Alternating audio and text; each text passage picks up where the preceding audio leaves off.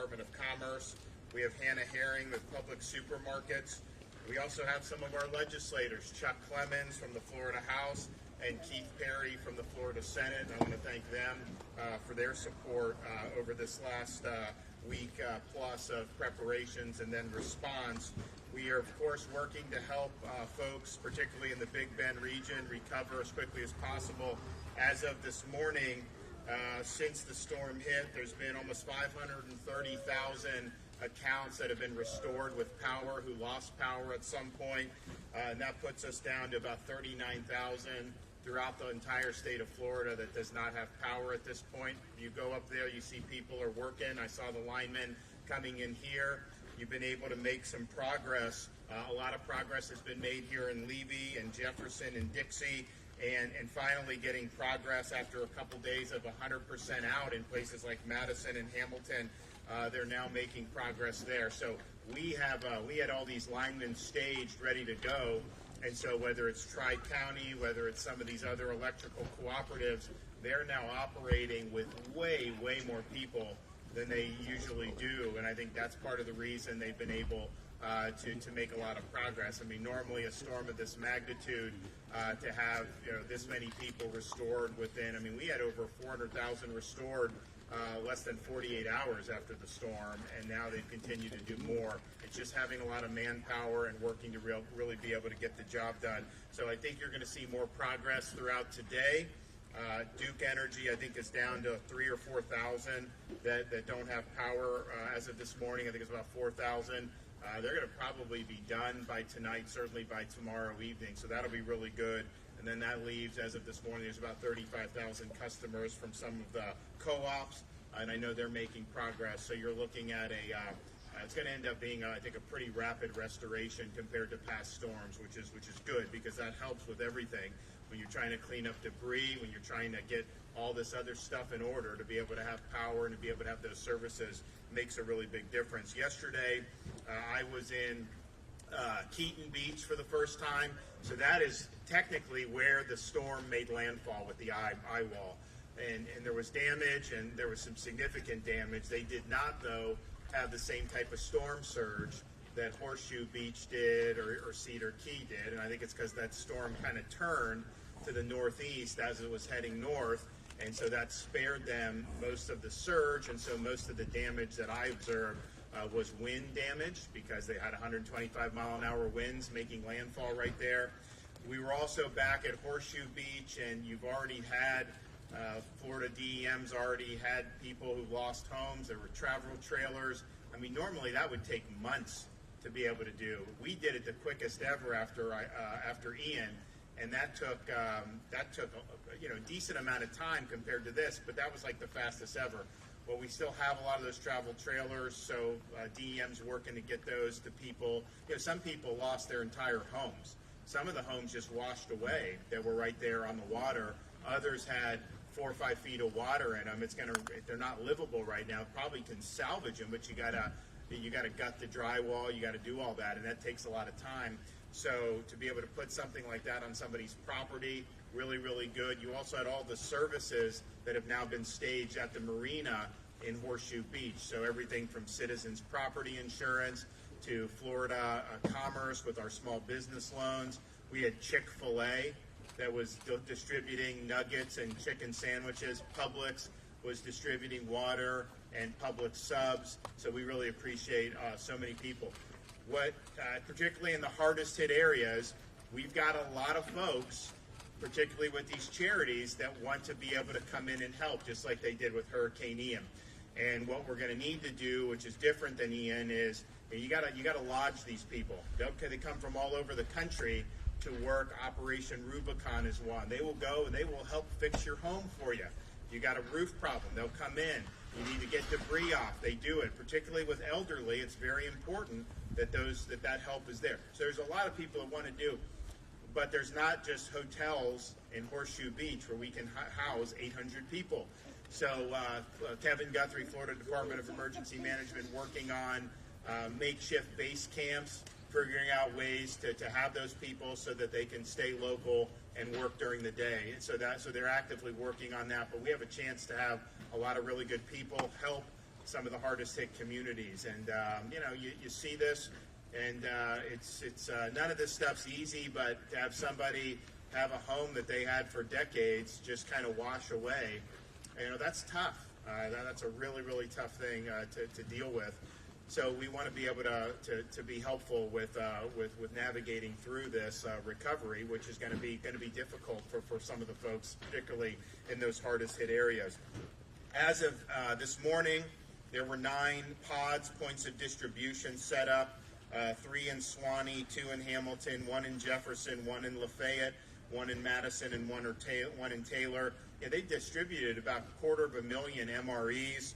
They distributed almost 200,000 1-liter boxes of water, almost 4,000 tarps, and they've serviced about 7,500 people, cars coming through these points of distribution. So Florida DEM's working with these communities for this now, because a lot of the big box retailers have been able to get back up so quickly. How much longer this stuff's going to be needed, we don't know. So if they're not needed, they will be demobilized. That's just the nature of it. There's going to be a demand thing.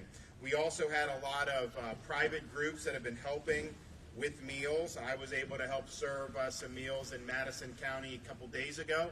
We had Operation Barbecue that was there, providing hot meals to the community. We also had Sonny's Barbecue, providing meals for the first responders. And then, of course, the Chick-fil-A was there yesterday. Publix has been there, in Horseshoe Beach, which is really, really important. So I just want to thank everybody who's been involved in that. It makes a big difference to be able to see that in action. Now, we are excited that so many of the private sector partners have stepped up. As you can see behind me, Publix has brought food, water, and other supplies to hand out to residents, and we appreciate what they've done. One of the good things about businesses that are either based in Florida or that have big footprints in Florida is they are forced to have plans for disaster response. And Publix, I think, has done a great job. Waffle House in Madison County was open like 5 hours after the storm passed through Madison County. I mean, that's pretty incredible that would happen, but they take the disaster recovery and response very seriously. They have a plan, and they know getting back up and running is helpful for the community. So we worked with Publix yesterday to bring in subs to Horseshoe Beach. They're here in Yankeetown, bringing in more subs, also doing more in Horseshoe Beach for today. So I want to thank them. Also, Walmart is here, bringing in food, water, and supplies, cleaning items, clothes to hand out for the community. A lot of really important things, and we're thankful for their support and their willingness to step up and help the communities in their time of need. I also want to thank the members of the Florida State Guard who are unloading and transporting these goods into downtown Yankeetown for people to come and pick up. We activated, so I was the governor that brought the Florida State Guard back after 75 years. We have the National Guard, but the National Guard is administratively controlled by the federal government. The Florida State Guard has no connection to the federal government at all. So it's purely a creature of state government, and it's something that we're able to use at our discretion to respond to disasters and other things that where the lives, liberty, and property of the people of Florida are at risk. And so we appreciate them on their first deployment, augmenting the efforts at both the points of distribution, helping deliver meals, and then also helping with damage assessment. For the Florida Department of Transportation, all the road clearing of state roads is done. What they are now doing is they are moving into fiscally constrained counties to assist with cut and toss operations on local roads. Now, normally, state keeps the state roads in shape, local government keeps local roads in shape, but in this situation, we understand that there's a need for some force multipliers, so we have the Florida Department of Transportation working together with Gilchrist, Madison, Dixie, Hamilton, Jefferson, Levy, Suwanee, Taylor counties to clear the local roads. And I think that that's important because there was a lot of debris in a lot of these counties. You have a lot of trees that got knocked down with Category 3, even by the time it went maybe in further north of here, maybe it was Category 2, but those are significant winds that are going to leave a lot. So FDOT is helping our local governments, particularly our fiscally constrained communities. I think that'll help with getting the debris cleared off the local roads like we've already done with our state roads. Schools, we're going to have 60 of 67 will be open for sure on Tuesday. 27 of 28 state colleges and all Florida public universities are going to be open. And of course, Florida State is playing LSU tonight in Orlando, and that game is, of course, going on as scheduled, and we wish them well with that. If you have any questions about where you can find points of distribution and other types of distribution sites that are open, you can go to floridadisaster.org/updates, floridadisaster.org/updates. Look, we know that these storms are things that happen in the state of Florida, but what we have to do is just respond as strong as we can. And I think that local communities have done a really good job. I want to thank the Florida state agencies, starting with Division of Emergency Management, but all of our state agencies have been mobilized. I mean, we've got Children and Families, Department of Health, Commerce, you name it. They're here, National Guard, here to lend a hand and to help people get back on their feet. I have no question, I have no doubt in my mind people will be able to get back on their feet. For some people, this has kind of been a long weekend. They probably be pretty normal once the power's on and everything. Others who suffered more significant losses, going to take a little bit longer. We understand that, and we want to be helpful at connecting them with the resources that they need. Okay, we're going to hear from Alex Kelly and then Hannah Herring. So, Alex. Governor, thank you so much, and again, thank you all for being here today. We know for many of you, it's a real effort in these times as you're still recovering and still helping your friends and neighbors and local businesses recover. So we really appreciate it, and we're really encouraged by what we're seeing here in Levy County and the communities all around the state. And the governor said, thanks to so many, of course, first and foremost to our governor for having us as a state ready to respond, to recover, our Division of Emergency Management, and to our local and state first responders. Just a tremendous response, a tremendously generous response. Our National Guard, our State Guard, who's right behind us. So many private sector partners, just like Publix here now, Walmart here later today. They're just on their own, just on their own dime, just reaching in their own pockets and making it happen for communities all around the state, and it's so greatly appreciated. Not to mention well over 1,000 faith-based partners throughout the state too are stepping up, and they're helping their friends and neighbors. And we can't do this without a big team effort led by our governor. We're seeing the benefits of being ready in advance of a storm and being ready to respond after a storm. And as the governor noted, more than 93% of those who lost power have had their power restored. And we know what that really means in terms of you as a family and your household, the things that are normal to you, getting back to some sense of normalcy, to local businesses, small businesses, large businesses, schools, as the governor noted. This is all critical to getting to really, power really kind of brings back everything and gives you a chance, it gives us all a chance at some semblance of normalcy. And we know that power is going to be restored to all those counties probably by the end of Tuesday. So I think Levy County probably by mostly the end of today, and we think for all the counties in the state probably by the end of Tuesday. And it's our commitment, though, even when the power is restored, to be with you throughout the recovery. Florida Department of Commerce, we both respond in the immediacy after the storm, but we're also, as a department, part of the long-term response. There's rebuilding that has to occur in communities, infrastructure, housing. That's part of what we do. Friday, at the direction of the governor, the Department of Commerce activated the Small Business Emergency Bridge Loan Program. The governor made $20 million available immediately for small business loans, emergency bridge loans, that are really meant to do exactly that, to bridge the gap for you as a business owner. Perhaps you're seeking some insurance, you're seeking some other type of financing, some other type of longer financial support to help your business recover. We offer small business bridge loans in Levy County and in 25 total counties throughout the state. Those loans are zero interest loans. They go up to $50,000 for most businesses. If you have an agricultural business like farming, you can go up to $100,000. And as a state, we're very friendly in the process of managing that for you and your business. So again, those are available right now. You just have to go to floridadisaster.biz, again, floridadisaster.biz, or frankly, just come up and ask me, and we'll get your information, and we can get you information on how to take a look at those loan programs.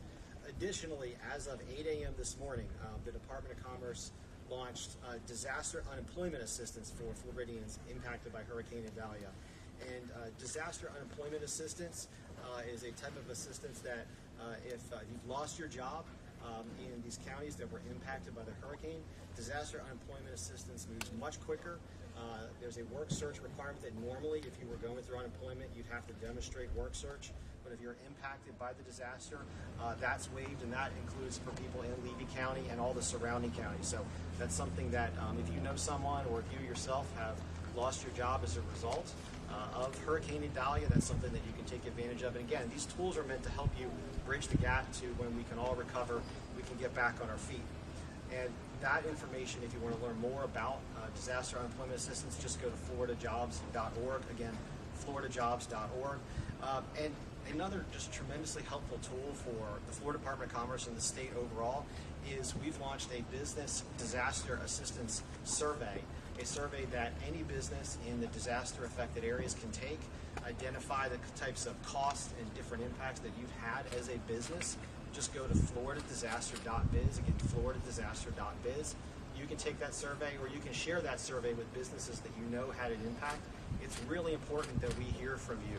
For the governor, for our department, even for the legislature, that those impacts that you identify in that survey, they tell us not just what you need today, but even months from now. Again, we see you through this. We're going to stick with you through every step of recovery, even for those long-term impacts that a business today may not realize that you have an economic impact, but you may realize 4, 5, 6 months from now that you have an economic impact. That survey is there to give us real-time data so that we know what you're going through, so we can help identify ways to support our small and large businesses around the state now, but also down the line. And with that, one other point to note too, in the near future this week, it looks like disaster recovery centers will be opened up. 2 in Levy County, 11 overall in the impacted areas. The 2 in Levy County, 1 will open up on Cedar Key, the other will just down the road in Inglis at the community center. Both of those should open up midweek. Those disaster recovery centers, as the governor noted, where many of our state agencies are involved in this, many of our local partners are involved. Those disaster recovery centers are opportunities where a Floridian who's struggling, a Levy County resident who's struggling, needs various types of assistance. We'll have multiple agencies in one building so that you can really talk to all the different agencies to support you and get you started on the road to recovery. And with that said, I'm going to turn it over to Hannah.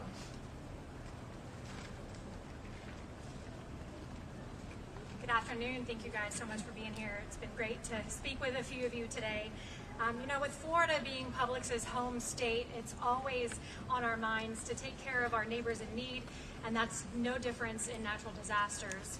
Publix is proud to be here today to support our fellow Floridians, and we're very happy to bring with us nearly 3 tons of non-perishable food items to Yankeetown. So, Governor DeSantis, just want to thank you for including Publix in today's event. Thank you.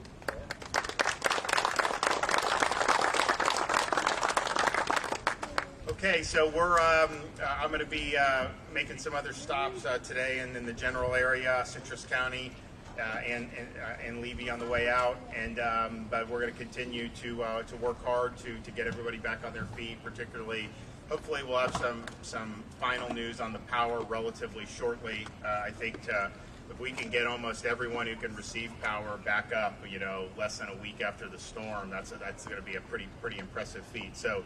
We've got the people in place. They're working hard to do it, and I know they're going to make a lot of progress over the next couple of days. Okay, with that, any questions? Yes. Do you trust the federal government to help seeing what happened in Hawaii just a few weeks ago in East Palestine a few months ago? So the question is what about the federal government in light of what happened in Maui? Look, I think the Maui is a total catastrophe, what happened there.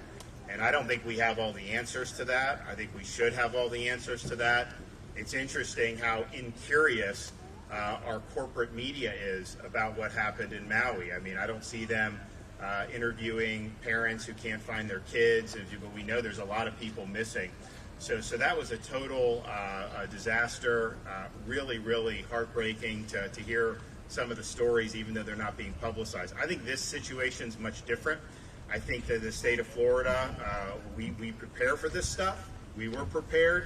We responded, and really what the federal government's role is just turning on programs that Congress has enacted over many, many years. And so it's basically serving as a checkbook to get people reimbursed for debris cleanup, to give people individual assistance. And so in that sense, I think that has been turned on. I anticipate that will go smoothly, but most of the nuts and bolts is done by our local communities and by the state of Florida, and that's really how it should be. Disaster response is really bottom up.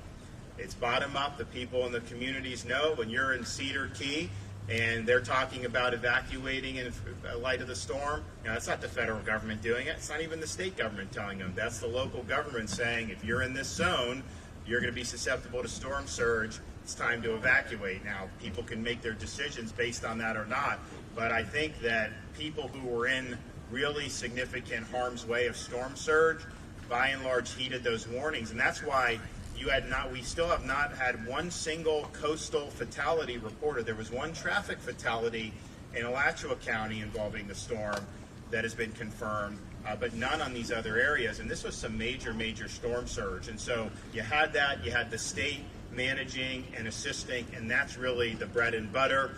The checkbook from the feds is great, and we're going to, whatever resources are available as the governor, I'm going to pull those levers to be able to help Floridians. But we're certainly not relying on the federal government to do the day-to-day heavy lifting. We're going to do that as Floridians, as people in the counties and municipalities, and of course at the state level. Joe Biden and corporate media have been blaming climate change for the natural disasters and the hurricanes. What do you think about that? Well, I think if you look, there was a storm that went on this almost exact track in 1896, and it had 125 mile an hour winds, just like this one. If you look at the state of Florida, the most powerful hurricane we've ever had is actually, the anniversary is now. It's the Labor Day hurricane of 1935. It had 185 mile an hour sustained winds, the most powerful hurricane that's ever been made landfall in the state of Florida, probably in the United States, but certainly in the state of Florida. That ripped up parts of the Florida Keys. It killed hundreds of people. There were people that got caught up in the storm. Their clothes got ripped off their bodies. The wind was so strong. So I think that the notion that somehow hurricanes are something new, that's just false. And we've got to stop politicizing the weather and stop politicizing natural disasters.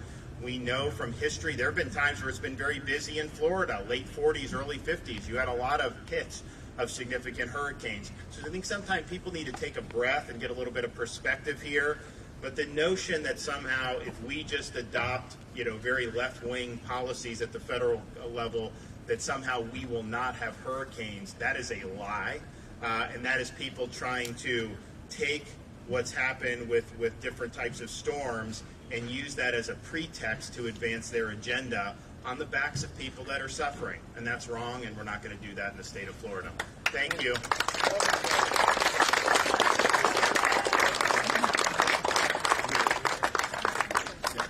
Everybody cared that people lost everything. What are their chances once that thing has been insured? That seems to be everybody. So what type of insurance do people have mostly? So they had flood but didn't.